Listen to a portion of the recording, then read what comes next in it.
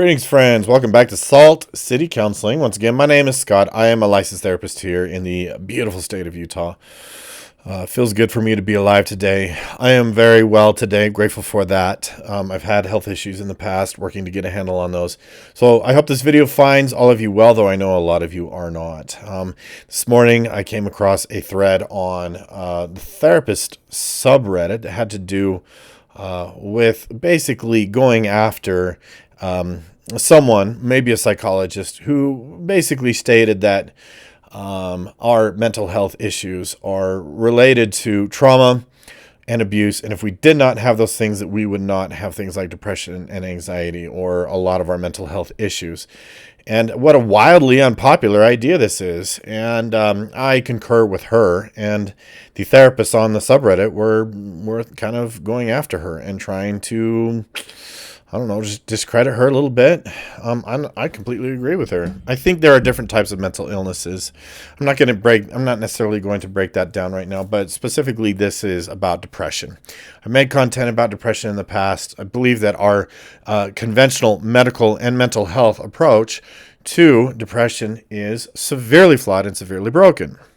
It doesn't work. And I'll tell you, one of the things that bugs the crap out of me about it, is that if let's say that you're experiencing depression and you go through the standard medical model of treating your depression, you're not likely going to see much results whatsoever. Maybe mild improvement in some regards, but not enough so you would notice. And the failures are just chronic and repeated. It clearly doesn't work. The standard conventional model of treating depression is clearly not working, and we continue to do it. It doesn't work. It just doesn't work. Now, so I made a TikTok video about it, and there's a little bit of back and forth, not much. The video is not getting traction like I think it should. Depression's not a topic that a lot of people engage in, even though I feel like it's super interesting and super important, but whatever. I'm going to make a video on it here, regardless of anybody watches it or not. So here we are. I just think this is important information. And I'm just going to make the video, even if I don't think anybody's going to watch the damn thing. But here we are. No, I don't believe that depression is an illness or a mental illness. I don't. I believe there are mental illnesses. When I think of mental illness, I think of like borderline personality disorder, schizophrenia. Those are mental illnesses, right? Depression, I don't see as an illness. Here's the trouble. Right, is number one is that illnesses are portrayed as things that are largely outside of our control. Right, if you get ill with the flu, it's not your fault. You had nothing to do with that. It just happened. Okay, the term illness also implies that there's a cure. There's no real cure for depression. It's a very problematic way for looking at it, and we should stop looking at depression as though there's a cure and we need to find the cure. I don't think that's accurate. I don't think that fits depression whatsoever. I don't think it ever will. I think as long as we're looking for a cure, it will remain unsolved.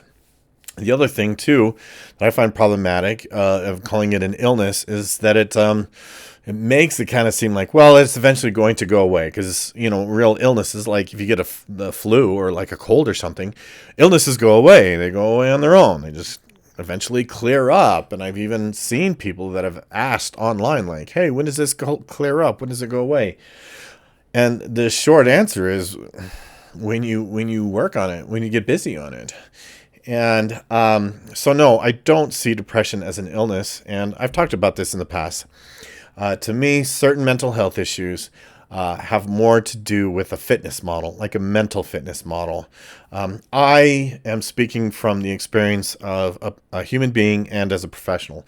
I had severe depression when I was younger, like especially in my 20s.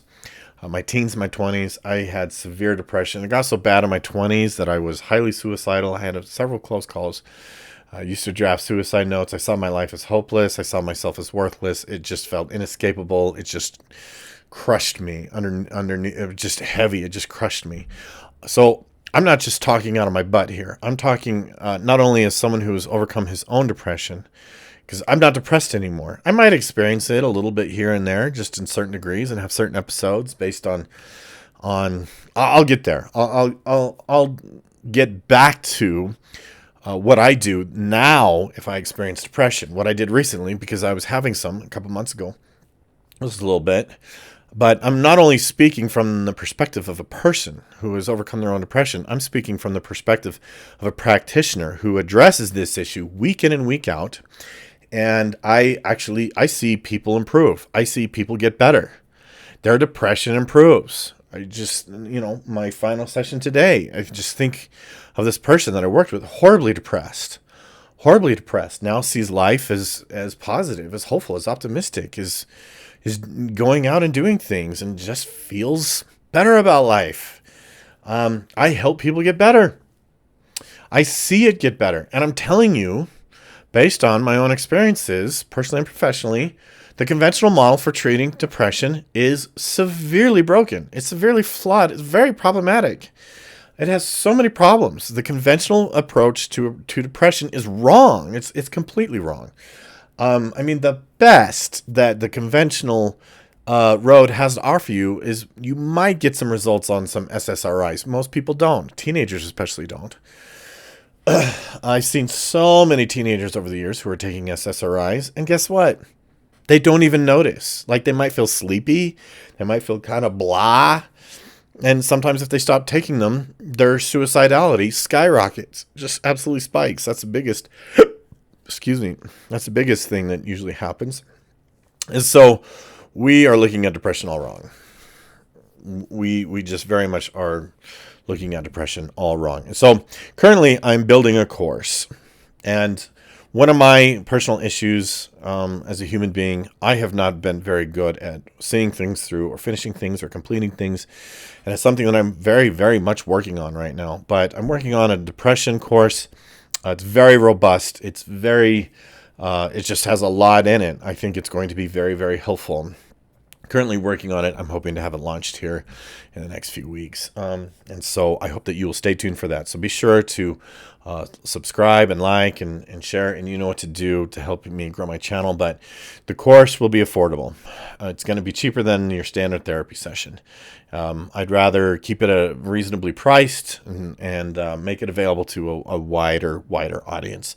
So be sure to follow me. I will let you know when that thing is published and up. I've been working on it very diligently, along with some other courses. I kind of get distracted with some of the other courses. I get ideas about the other courses. I'm like, oh, I need to jot that down. So I'll go over to the other course and work on that. And so,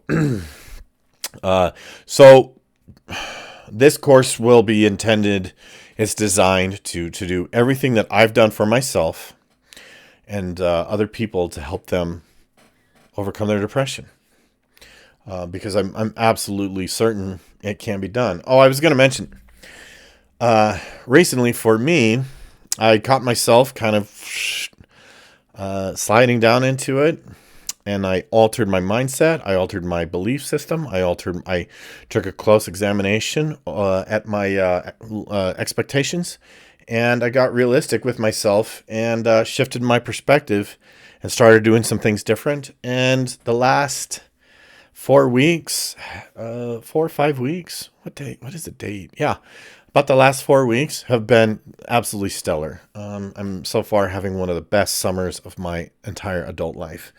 And I'm happy to report that it's like the work that I've put in for myself has really paid off. So if you have questions, comments, I hope you leave them in the comment section below. I would imagine there are going to be some people who will disagree with me. It's interesting because when I approach depression this way, I feel like I'm delivering good news. Hey, guess what? We can help you overcome this, and you'll feel better, and you'll like your life, and things will be great, and the sun can come out at least a little bit. And there is a strong and heavy resistance about this. Even therapists, for whatever reason, they are absolutely married to this idea that mental health issues such as depression, they're just a part of you. And you're born flawed. You're born with a mental health disorder, and you're flawed. You're defective, and there's nothing you can do about it. And they're so married to it, they get aggressive and hostile to anyone that has the audacity to suggest that this is nonsense. But anyways, let me know what you think. And if you're angry because I'm suggesting that you're not flawed or broken, whatever, sounds like a you problem. I mean, you can air your grievances below if you so desire. I'm used to it. So anyways, I hope you all are well. We'll see you next time.